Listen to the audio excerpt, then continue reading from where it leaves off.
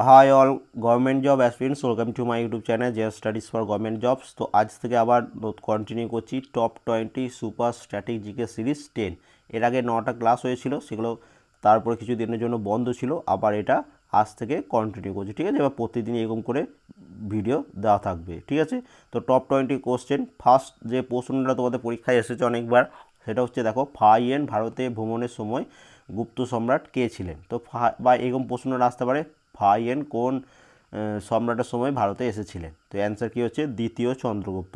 আর একটা জিনিস যেটা মনে রাখবে, ফাহিয়েনের লিখিত গ্রন্থের নাম হচ্ছে ফো কুয়ো কি। এবং এর থেকে আরেকটা হিস্ট্রি থেকে আরেকটা যেটা স্ট্র্যাটেজি হিসেবে তোমাদের পরীক্ষা আসে, মেগাস্থিনিস তিনি কার সময় ভারতে এসেছিলেন? তো তিনি এসেছিলেন চন্দ্রগুপ্ত মৌর্যের সময়। এবং তার লিখিত গ্রন্থের নাম কি হচ্ছে? তার লিখিত গ্রন্থের নাম হচ্ছে ইন্ডিকা। তাহলে ইন্ডিকা হচ্ছে মেগাস্থিনিসের লিখিত গ্রন্থের নাম। এবং আরেকটি যেটা প্রশ্ন তোমাদের পরীক্ষায় আসে, সেটা হচ্ছে হিউয়েন সাং তিনি কার সময় ভারতে এসেছিলেন? তো হিউয়েন সাং তিনি এসেছিলেন হর্ষবর্ধন। তো এই ফাহিয়েন এবং হিউয়েন সাং এই দুটোর মধ্যে অনেক সময় কনফিউজ হয়ে যায় কোনটা কার সময় এসেছিলেন। তো এইটা মনে রাখবে, হিউয়েন সাং তিনি এসেছিলেন হর্ষবর্ধন। এবং দুজনেরই নামের স্পেলিং এইচ দিয়ে শুরু হচ্ছে। তো এইচ মনে রাখলেই হিউয়েন সাং হর্ষবর্ধন তোমাদের সারা জীবন মনে থাকবে। এবার দেখো 2 নম্বর, গাঙ্গেয় সমভূমির প্রাচীর পরিযুক্ত অঞ্চল কি নামে পরিচিত? তো এটি অ্যান্সার কী হচ্ছে? এটি অ্যান্সার হচ্ছে ভাঙড় নামে পরিচিত। অপশান সি হচ্ছে এটার অ্যান্সার। 3 নম্বর প্রশ্নে চলে আসি, দুধ থেকে দই তৈরি করতে কোন অ্যাসিড জন্ম হয়? বা দুধ থেকে দই তৈরি করলে কোন অ্যাসিডের জন্ম হয়? তো এখানে কোন অ্যাসিড হবে? সেটা হচ্ছে ল্যাকটিক অ্যাসিড। এটা তোমাদের ওয়েস্ট বেঙ্গল কনস্টেবলের ওয়েস্ট বেঙ্গল সাব ইন্সপেক্টর 2005 আর 2006 এসেছিল। ঠিক আছে, ডুরান্ড কাপ কোন খেলার সাথে যুক্ত? এই ধরনের স্ট্র্যাটেজিকে এখন যতগুলো পরীক্ষা দেবে সব পরীক্ষায় আসছে। ঠিক আছে, তো ডুরান্ড কাপ এটি হচ্ছে ফুটবল খেলার সাথে সম্পর্কিত। ভারতের রাজ্যগুলির রাজ্যপালদের কে নিয়োগ করেন? তো রাজ্যপাল বা গভর্নর কার দ্বারা নিয়োগ হন? তো তিনি হন রাষ্ট্রপতি দ্বারা। অপশন সি হচ্ছে এটার অ্যান্সার।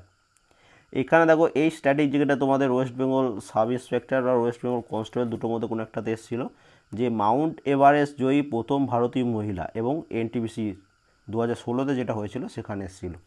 তো মাউন্ট এভারেস্ট জয়ী প্রথম ভারতীয় মহিলা তিনি হচ্ছেন বচেন্দ্রী পাল। আর একটা প্রশ্ন যেটা আসে, মাউন্ট এভারেস্ট জয়ী প্রথম মহিলা, ভারতীয় মহিলা নয়, বিশ্বের প্রথম মহিলা কে ইন দ্য ওয়ার্ল্ড? তিনি হলেন জুনকো তাইবে। আরেকবার বলছি, জুনকো তাইবে। এবং তার মানে তিনি হচ্ছেন জাপান থেকে, তিনি জাপানের নাগরিক। তো এটা অবশ্যই মনে রাখবে। এবং আরেকটা জিনিস রিসেন্টলি, যেহেতু স্ট্র্যাটেজিগুলো স্ট্যান্ডার্ড হয়ে যাচ্ছে, আরেকটা প্রশ্ন যেটা আসছে, যে মাউন্ট এভারেস্ট জয়ী প্রথম অ্যামুটি কে? তো অ্যামুটি মানে হচ্ছে বিকলাঙ্গ সামথিং, বিকলাঙ্গ টাইপের। ঠিক আছে, তিনি হচ্ছেন অরুণিমা সিনহা। এবার এটার মানে কি?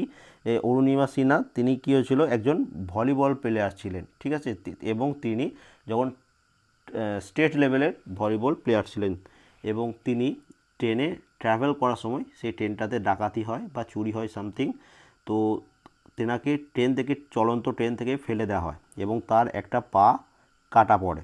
ঠিক আছে, তারপর তিনি এই মাউন্ট এভারেস্ট জয় করেছেন। ঠিক আছে, একটা পা কেটে যাওয়ার পর। নেক্সট দেখো, ইউথ ডে বা যুব দিবস কত তারিখে পালন করা হয়? তো এটা পালন করা হয় প্রত্যেক বছর 12ই জানুয়ারি, তোমরা সবাই জানো। এবার আরেকটা পরীক্ষায় আসছে থিম রিলেটেড। দেখবে রেলের পরীক্ষায় বেশি প্রশ্ন এসেছিলো থিম রিলেটেড। তো সামনে অনেকগুলো পরীক্ষা আছে তোমাদের, এবং যেগুলো গ্র্যাজুয়েশন লেভেলের পরীক্ষা আছে না, সেখানেও এখন থিম রিলেটেড প্রশ্ন আসছে। তো 2019-এর এর থিম হচ্ছে, ন্যাশনাল ইউথ ডে থিম হচ্ছে কি? Transforming education. Transforming education. এবং যেহেতু 2019 শেষ হতে চললো, 2020-ও চলে এসছে। তো 2020টাও তোমাদের জন্য পরীক্ষার জন্য ইম্পর্টেন্ট। তো 2020 ইউথ ডে থিম হচ্ছে channelising youth power for nation building. আরেকবার বলছি, channelising youth power for nation building. এটা 2020-র থিম। তো 2019, 2020 দুটোই তোমাদের পড়তে হবে। প্রার্থনা সমাজের প্রতিষ্ঠাতাকে? তো প্রার্থনা সমাজ এটির প্রতিষ্ঠাতা হচ্ছেন আত্মরাম পাণ্ডুরঙ্গ। তিনি 1867 সালে প্রার্থনা সমাজ প্রতিষ্ঠা করেছিলেন। রাজা রামমোহন রায় তিনি ব্রাহ্ম সমাজ প্রতিষ্ঠা করেছিলেন, ব্রাহ্ম সভা প্রতিষ্ঠা করেছিলেন কত সালে? 1828 সালে। এবং আরেকটা যেটা তোমাদের বাকি রয়ে গেল সেটা হচ্ছে দেবেন্দ্রনাথ ঠাকুর। তো দেবেন্দ্রনাথ ঠাকুর তিনি কি করেছিলেন? তত্ত্ববোধিনী সভা প্রতিষ্ঠা করেছিলেন কত সালে? 1839 সালে। এবং দয়ানন্দ সরস্বতী তোমরা সবাই জানো তিনি আর্য সমাজ প্রতিষ্ঠা করেছিলেন। ঠিক আছে, আর্য সমাজ তিনি প্রতিষ্ঠা করেছিলেন কত সালে? 1875 সালে। তো হিস্ট্রি থেকে এই ধরনের প্রশ্ন আসবে যে কে প্রতিষ্ঠা করেছিলেন অথবা ইয়ার রিলেটেড। 9 নম্বর প্রশ্নটা তোমাদের জন্য রইল, আশা করি সবার এর সঠিক অ্যান্সার কমেন্ট করতে পারবে। মাইথন ড্যাম কোন নদীর ওপর গড়ে উঠেছে?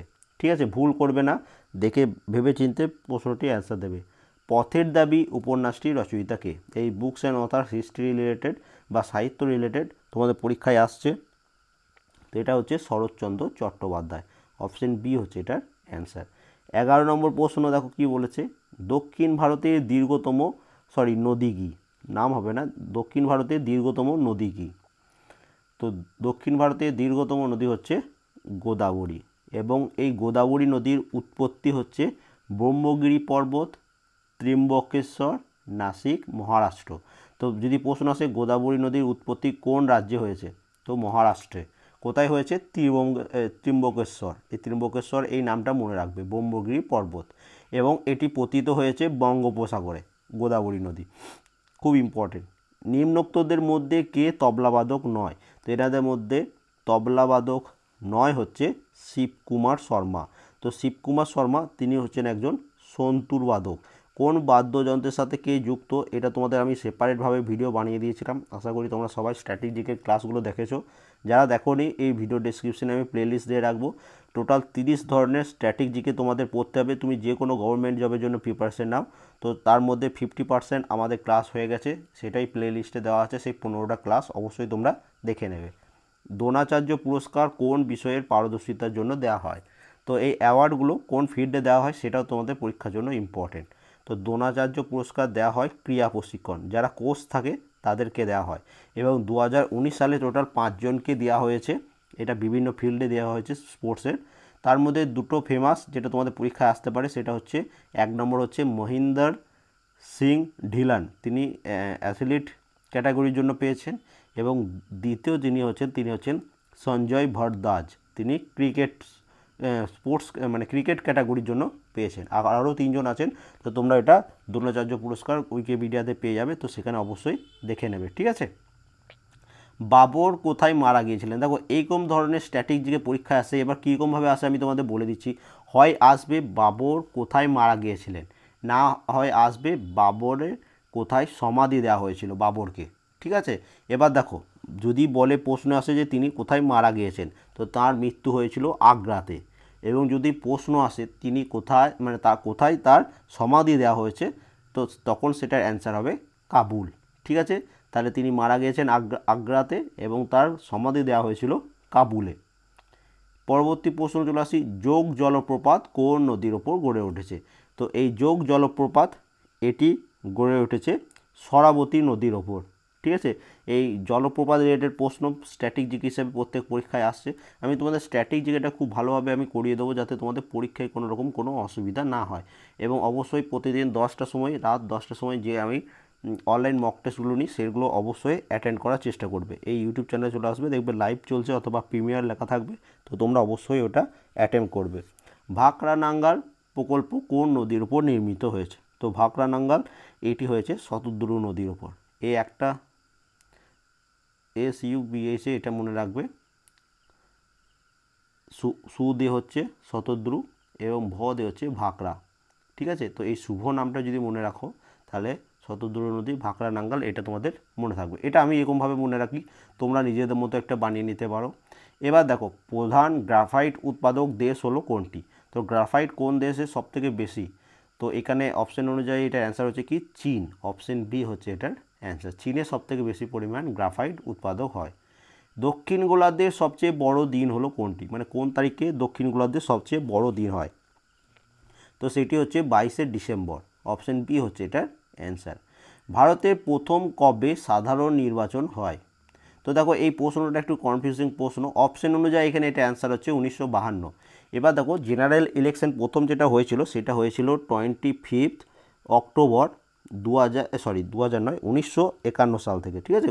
25 অক্টোবর 1951 থেকে শুরু হয়েছিল এবং এটা শেষ হয়েছিল 21 ফেব্রুয়ারি 1952, ঠিক আছে। তো 1951 সাল থেকে 1952 সাল পর্যন্ত প্রথম জেনারেল ইলেকশন হয়েছিল 25 অক্টোবর থেকে 21 ফেব্রুয়ারি পর্যন্ত। তাহলে দেখো এখানে অপশানে কোথাও 1951 নেই, এখানে অপশানে খালি রয়েছে 1952। তো অপশান বি হচ্ছে অপশান ডি হচ্ছে এখানে অপশান অনুযায়ী অ্যান্সার। তো এর আগের ক্লাসগুলো যারা দেখোনি এর প্লেলিস্ট দিয়ে রাখবো, সেটা তোমরা দেখে নেবে। এবং এগুলোর পিডিএফ আমি এবার থেকে টেলিগ্রাম চ্যানেলে খুব তাড়াতাড়ি আপডেট করে দেওয়ার চেষ্টা করব। আগের কয়েকটা আপডেট করে দেওয়া নেই, তো সেগুলো আমি আপডেট করে দেবো, এগুলো পিডিএফ, ঠিক আছে। যদি ভিডিওটি ভালো লেগে থাকে অবশ্যই লাইক করবে, একটা প্রশ্ন তোমাদের অ্যান্সার করতে বললাম সেটা কমেন্ট করে দেবে, অ্যান্ড কেমন লাগলো সেটাও একটু কমেন্ট করবে। Thank you for watching.